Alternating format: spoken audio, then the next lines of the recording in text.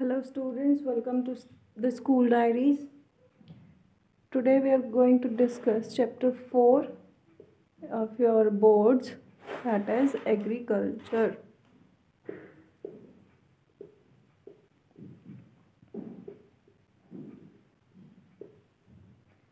ठीक है, हिंदी में इसको बोलते हैं कृषि। ठीक है प्यारे बच्चों। So the chapter deals with type of activities involved in agriculture, types of agriculture.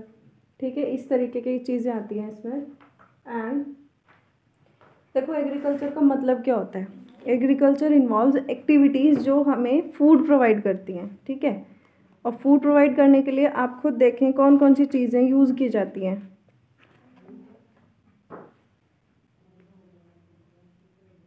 In your boards for the year 2020-21 session आपका एग्रीकल्चर चैप्टर जो है this is considered as second chapter.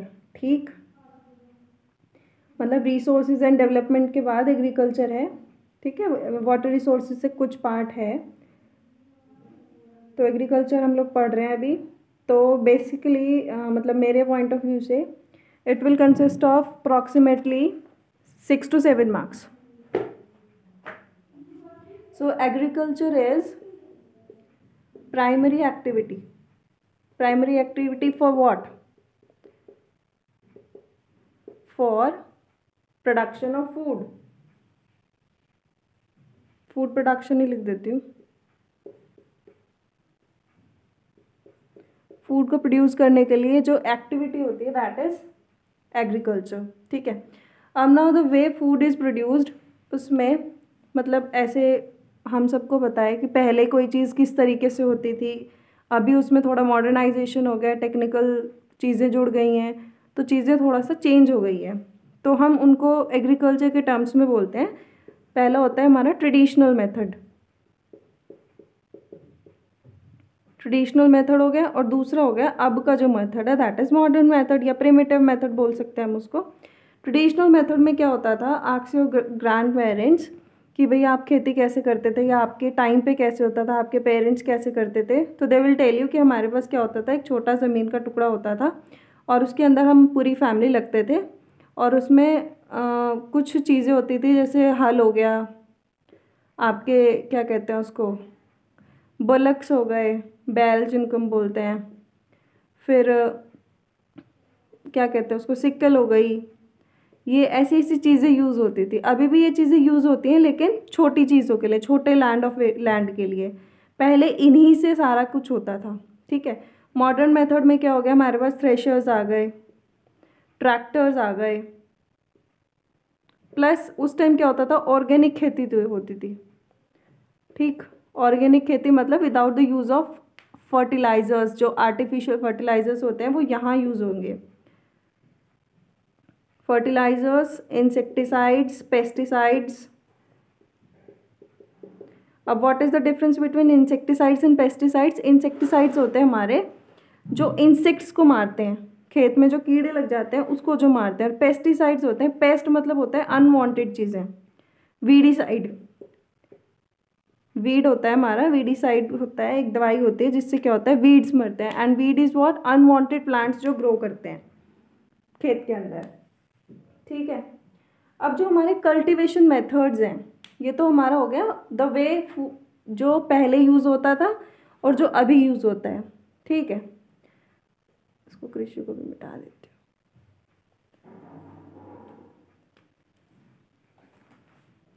हूँ। नाउ कल्टीवेशन मेथड जो है, cultivation method का मतलब है कि आप किस हिसाब से कोई भी क्रॉप प्रोड्यूस कर रहे हो, तो प्रोड्यूस करने के लिए कुछ कैरेक्टरिस्टिक्स, कुछ चीज़ें, कुछ फैक्टर्स होंगे। अब आप इसको ये भी बोल सकते हो फैक्टर्स दैट अफेक्ट कल्टीवेशन, या फिर फैक्टर्स नीडेड फॉर कल्टीवेशन। आप इसकी कल्टीवेशन की जगह यहाँ पर एग्रीकल्चर भी हो सकता है, लैंग्वेज डिफरेंट हो सकती है। ठीक है, तो अगर आपको याद हो, we discussed in chapter 1 as well, resources जब हम पढ़ रहे थे, सॉइल जब हम पढ़ रहे थे, या 9th क्लास में भी टाइप ऑफ सॉइल जो होता है उस पर चीज़ें डिपेंड करते हैं। दिस इज़ जनरल, आप खुद सोचोगे कहीं पर क्या होता है, कॉटन उगती है, कहीं पर शुगर केन होता है, कहीं पर शुगर केन होता ही नहीं है। तो उसके ऊपर कौन कौन सी चीज़ें डिपेंड करेगी, एक तो वहाँ की मिट्टी कैसी है, लैंड रिलीफ, वहाँ की मिट्टी में कौन कौन से न्यूट्रिएंट्स हैं, फिर वहाँ वेजिटेशन किस हिसाब से होती है, वेजिटेशन, प्लांट्स, फ्लोरा फोना क्या है वहाँ पर, देन टोपोग्राफी, आपका जो हाइट है सॉइल की, उस पर भी चीज़ें डिपेंड करती हैं। हमने पढ़ा था फॉरेस्ट वगैरह, आपने पढ़े होंगे कभी ना कभी, कि जैसे जैसे हाइट बढ़ती है जैसे वैसे वैसे पत्तियों की जो आपकी ब्रेथ होती है वो श्रिंक करने लग जाती है ना। फिर टेम्परेचर कैसा है, ठंडे इलाके में कैसी चीज़ें ग्रो करेंगी, और टेम्परेचर के साथ साथ ह्यूमिडिटी भी आ जाएगी। Then amount of light, amount of sunlight the land is receiving, उस पर भी चीज़ें डिपेंड करती हैं। उस पर तो नॉर्मली आपने साइंस का एक वो किया होगा ना, क्या कहते हैं उसको, एक्सपेरिमेंट, कि एक पत्ते को ब्लैक उससे पेपर से कवर कर दो तो उसको सनलाइट नहीं मिलेगी तो वो ऐसे मर जाएगा, ऐसे ऐसे एक्सपेरिमेंट्स करते हैं ना। या फिर आप अपने घर में एक प्लांट रखो, मतलब इंडोर प्लांट नहीं, वैसा वाला प्लांट जो बाहर लगाते हैं, और उसको बिना लाइट के रख दो, मतलब द प्लांट नीड सनलाइट और तुम उसको सनलाइट प्रोवाइड नहीं कर रहे हो, तो कुछ न थोड़े से दिनों में द प्लांट विल डाई। और इनके साथ साथ और कौन कौन से फैक्टर्स इन्वॉल्व हैं, टेक्निकल नो हाउ, ये थोड़े से आपके, ये तो हो गए जनरल चीज़ें। अब आइए आपकी जो वर्ड्स फेंक के मारने होते हैं ना बोर्ड एग्जाम में, वो वाले वर्ड्स। टेक्निकल नो हाउ का मतलब है कि टेक्नोलॉजी जो आप यूज़ कर रहे हैं फॉर कल्टीवेशन। अच्छा, इस बात का क्या मतलब है, इस बात का मतलब ये है कि एक बार तो आप without the use of technology कोई चीज़ उगा रहे हैं तो you will get 10 tons of grain, ठीक है। दूसरा बंदा है कोई, ही यूजेस टेक्नोलॉजी, और वो क्या करते हैं, आपको स्प्रे भी कर रहे हैं, पेस्टिसाइड्स डाल रहे हैं, जब जब अपना लैंड को क्या कर रहे हैं, वो मिट्टी की जांच करा रहे हैं, उसके बाद देख रहे हैं कि भाई इसमें कौन सी चीज़ की कमी है, उस चीज़ को डाल रहे हैं। तो उससे क्या हुआ, उनकी जो है 10 टन्स मान लो प्रोडक्शन हो रही है, तो डिफरेंस आ गया है ना, कल्टीवेशन में चीज़ों का फ़र्क पड़ गया। अब अगर मैं इन सब को एक पॉइंट में ऐड करना चाहूँ, क्या मैं इनको फिजिकल इन्वायरमेंट के फैक्टर्स कह सकती हूँ, कैरेक्टरिस्टिक्स ऑफ फिजिकल इन्वायरमेंट।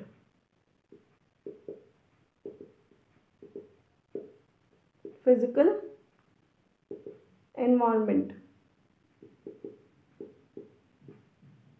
है ना, आई कैन से दिस। अब जो ये क्वेश्चन, अगर ये क्वेश्चन सीधा सीधा पूछा जाता है तो question will be what are the factors needed for cultivation, और what are the things needed for cultivation, या फिर ऑन व्हाट फैक्टर्स या on what things agriculture is dependent. ठीक है, इस तरीके से क्वेश्चन पूछा जाएगा and then you can answer it in 2 ways. पहला आप लोग लिख सकते हैं ये ऐसे ही सारे पॉइंट्स डाल डाल के, ठीक है। सेकेंड वे कुड बी, आप पहले लिखेंगे कैरेक्टरिस्टिक्स ऑफ फिजिकल इन्वायरमेंट और उसके अंदर आप इन चीज़ों को ऐड करेंगे, ठीक है। देन यू विल राइट इसको, ये जो आपका टेम्परेचर, अमाउंट ऑफ लाइट, ये आपके आ सकते हैं उसके अंदर, क्या कहते हैं उसको, डिस्टेंस,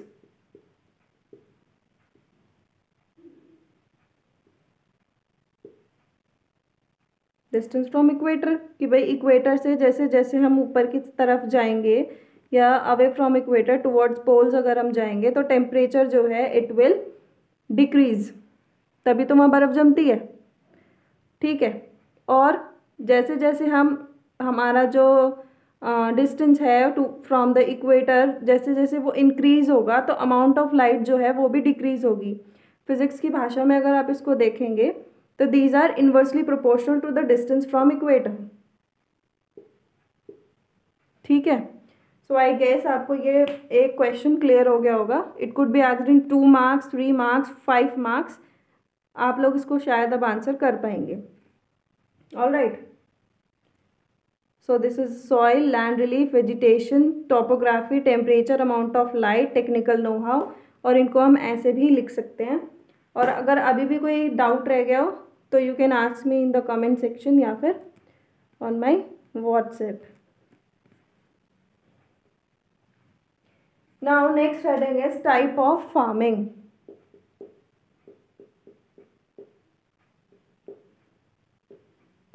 ठीक है, इसको हम थोड़ा सा डिफरेंट तरीके से आपको समझाने की मैं इसको कोशिश करूँगी, मतलब not by the book language. देखो, अभी मैंने तुम्हें एक चीज़ बताई थी कि पहले लोग क्या करते थे, एक लैंड का एरिया है, ये मान लो एक छोटी सी लैंड है, लैंड एरिया है कुछ, इस पे क्या कर रहे हैं लोग, हल से काम कर रहे हैं, बैल है उनके पास, बैल से काम कर रहे हैं, फिर क्या बोलते हैं उसको हिंदी में, फावड़ा, उससे काम कर रहे हैं। तो दीज आर व्हाट, टूल्स है ना ये, और इनको क्या बोलते हैं, प्रिमिटिव टूल्स। प्रिमिटिव टूल्स हो गए, या फिर ट्रेडिशनल टूल्स मैं इसको बोल सकती हूँ। अब जो इसमें जो खेती होगी, ये जो एरिया है इसके अंदर जो एग्रीकल्चर जो हम करेंगे, जो कल्टीवेशन होगा, उससे उस पर कौन कौन सी चीज़ों का फ़र्क पड़ेगा। अब मैंने यही चीज़ें यूज़ की हैं, I have not used fertiliser या फिर आपका कोई भी एक्स्ट्रा पुट नहीं किया है सॉइल के अंदर। देन व्हाट विल हैपन, इसकी जो सॉइल की नेचुरल फर्टिलिटी है उस पर चीज़ें डिपेंड करेंगी। भाई जब मैंने इसको कुछ और एक्स्ट्रा अलग से ऐड नहीं किया इसके अंदर, तो नेचुरल फर्टिलिटी जो सॉइल की होगी वहीं से चीज़ें आएंगी। देन रेन या फिर मॉनसून, किस हिसाब से बारिश हो रही है, वो चीज़ें डिपेंड करेंगी उस पर। ये खेती का जो एरिया है उस पर डिपेंड करेगा, because I don't have any tube well या स्प्रिंकल सिस्टम, वाटर का सिस्टम जो होता है कुछ नहीं है मेरे पास। फिर इन्वायरमेंट की कंडीशंस, एनवायरमेंटल कंडीशंस, ठीक। तो इन चीज़ों पर ये लैंड एरिया जो है ये डिपेंड करेगा for the crops to be grown. These are my plants growing, मेरे से ऐसे ही प्लांट्स आते हैं या फिर ऐसे करके ट्री बनाना आता है। I am very weak at art और क्रिएटिविटी, बहुत कम है।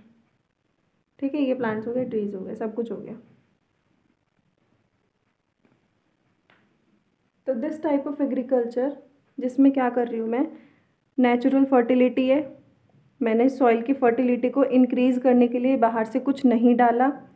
मॉनसून पर चीज़ें डिपेंड कर रही हैं, बारिश आ रही है तो अपने आप पानी मिल रहा है, मेरे पास कोई एक्स्ट्रा सोर्स नहीं है पानी देने के लिए। आई एम वेरी मच गरीब, और ना मेरे पास टेक्नोलॉजी है कि मैं समर्सिबल कर लूँ या कुछ और कर लूँ। ठीक है। फिर इन्वायरमेंटल कंडीशन कैसे हो गई कि भाई यहाँ पर इस खेत के चारों तरफ या इस खेत के थोड़े से एरिया के अंदर क्या कोई ऐसी चीज़ है, जैसे बहुत सारे क्या होते हैं, गाय भैंस आ गई और वो पूरे इसको खा गई, कुछ भी नहीं बचा, है ना। या फिर कोई ऐसा कीड़ा आ गया खेत के अंदर, तो मेरे पास तो कुछ है ही नहीं ना उपाय, तो ये तो पूरी फसल ख़राब हो जाएगी। तो इन्वायरमेंटल कंडीशन पर भी चीज़ें डिपेंड कर गई। तो इस तरीके की खेती को क्या बोलते हैं, प्राइमरी सबसिस्टेंस फार्मिंग। अब एक चीज़ तुम खुद बताओ, पहले वाली बात हो रही है ना, बहुत टाइम पहले की बात होगी, इसका मतलब ये कहीं ना कहीं। तो उस टाइम क्या होता था, उस टाइम आपको अगर आपको याद हो, स्लैश एंड बर्न एग्रीकल्चर होता था। Now what is the slash and burn, वो सुना है, याद है, जूम कल्टीवेशन, जूम कल्टीवेशन तो याद है ना। तो जूम कल्टीवेशन इस तरह की खेती को बोलते हैं, नॉर्दर्न पार्ट में बोलते हैं इसको, इसका नाम है jhum cultivation, slash and burn agriculture का। ठीक है। Now I tell you a bit about slash and burn agriculture. देखो फॉरेस्ट है, फॉरेस्ट के कुछ एरिया में हम गए, एक पार्ट हमने क्या किया, एक पार्ट को हमने आग लगा दी, बर्न कर दिया, ठीक है। बर्न करने के बाद हमने वहाँ से लैंड एरिया बिल्कुल साफ़ हो गया, then we started doing agriculture, cultivation हमने वहाँ पर शुरू कर दिया। नाउ व्हाट, थोड़े टाइम बाद जो एग्रीकल्चर के बाद जो सॉइल की फर्टिलिटी है that will decrease. Now I don't have anything, मेरे पास तो कुछ भी नहीं है, I have only natural resources, environmental conditions जिनसे मुझे खेती करनी है। अब नेचुरल फर्टिलिटी ख़त्म हो गई है, कम हो गई है। Now we will do what, we will jump on to another part, ठीक है। अनदर पार्ट को फिर हम बर्न करेंगे, फिर एग्रीकल्चर करेंगे, फिर फर्टिलिटी डिक्रीज हो जाएगी तो हम फिर अनदर पार्ट पे चले जाएंगे। तो जो ये साइकिल है, यहाँ जो ये एग्रीकल्चर वाली लैंड थी इसको हमने थोड़े टाइम के लिए ऐसे ही छोड़ दिया। नाउ व्हाट विल हैपन, ये जो एरिया है इसको अपनी फर्टिलिटी इंक्रीज करने के लिए, फर्टिलिटी इंक्रीज करने के लिए क्या टाइम मिल जाएगा, ऑब्वियसली मिल जाएगा। कैसे मिल जाएगी, क्योंकि हम तो दूसरे पार्ट पे जंप कर गए ना, है ना। आ गया, इज इट क्लियर, ठीक है। अब ये वाली जो खेतियाँ होती हैं इनमें क्या हो रहा है, इनमें भाई हम बाहर से कुछ भी ऐड नहीं कर रहे हैं, दिस इज ऑल ऑर्गेनिक खेती। अच्छा let me tell you one thing, Sikkim जो है first organic state not only of India but of world. Sikkim के लोग ये ट्रेडिशनल मेथड जो होते हैं without the use of additional पोटॉन्स वो ऐसे ही खेती करते हैं, ठीक। अच्छा तो इससे क्या होगा, फर्टिलिटी भाई नेचुरल फर्टिलिटी से हम लोग जा रहे हैं, अगर वहाँ से हो गया ख़त्म तो दूसरी तरफ चल पड़े, तो इससे क्या होगा, हमारा जो प्रोडक्शन है, प्रोडक्शन क्या है बहुत कम होगा, ठीक है। नेचुरल प्रोसेस से जितना आ गया ठीक है भाई, उसमें संतुष्ट रहने वाली बात है। Now I will tell you different names of slash and burn agriculture, जो बहुत इंपॉर्टेंट है, it is always asked in 1 mark question, ठीक है। यू नीड टू रट्टे मार लेना इसके ज़रा। जूम कहाँ कहाँ कहते हैं, in Assam, in Meghalaya, Mizoram and Nagaland, ठीक है। फिर पमलो इन मणिपुर, देन दीपा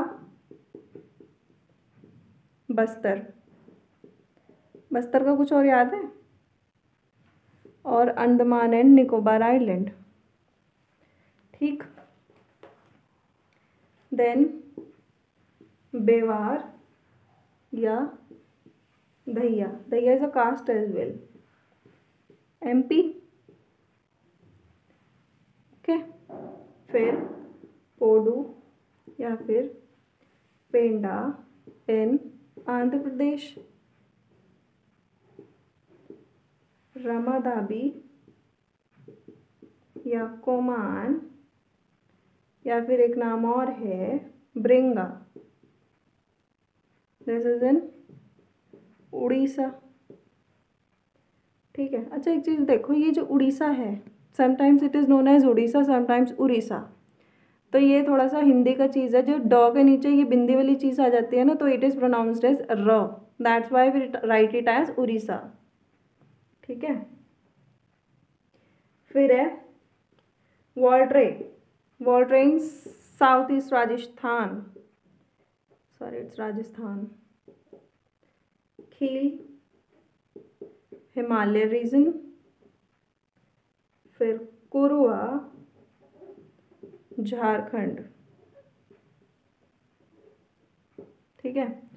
तो these are the basic names of slash and burn agriculture, 1 2 3 4 5 6 7 8 9 10, 10 नाम है, दीज आर फॉर इंडिया, ठीक है।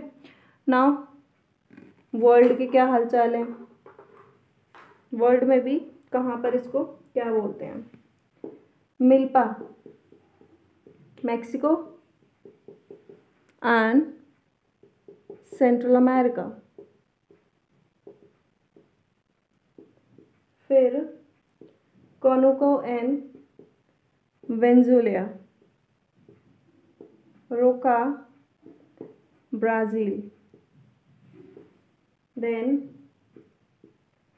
Masol in Central Africa. Ladakh, Indonesia, and Ray in Vietnam. ठीक है भाई, these are about world. All right. और let me check it out, कुछ और नाम तो नहीं रह गए हैं। हाँ, मतलब out of your syllabus Podu, Andhra Pradesh और उड़ीसा में इसको ये भी बोलते हैं। Then Bewar, Bewar is said in Madhya Pradesh and Chhattisgarh, और वालरा इन राजस्थान। वालरा तो आई गेस बता दिया। So this is all about slash and burn agriculture. ठीक है, सी एग्रीकल्चर के जो टाइप्स होते हैं in your NCERT for your 10th class, it is only 3 types of agriculture, intensive subsistence farming, फिर ये प्रिमिटिव सब्सिस्टेंस फार्मिंग और कमर्शियल फार्मिंग। ठीक है, तो ये 3 चीज़ें ही हैं। अदरवाइज जब मतलब थोड़ा और एक्सप्लोर करोगे अबाउट एग्रीकल्चर और फार्मिंग, एक होती है इको फार्मिंग, फिर एक होती है कॉर्पोरेट फार्मिंग, एक होती है कोऑपरेटिव फार्मिंग, रैंचिंग फार्मिंग, ई एग्रीकल्चर, बहुत सारे टाइप्स ऑफ एग्रीकल्चर होते हैं। But this is very good कि तुम्हें सिर्फ 3 दे रखे हैं। एक ज़ीरो फार्मिंग भी होता है, पता है? ज़ीरो फार्मिंग में क्या होता है कि आपको किसी भी तरह का ना बाहर से कुछ भी इनपुट नहीं डाला जाता। 3 साल तक वो पहले क्या करते हैं, ऑर्गेनिक फार्मिंग करते हैं, उसके बाद ज़ीरो फार्मिंग पे शिफ्ट कर जाते हैं।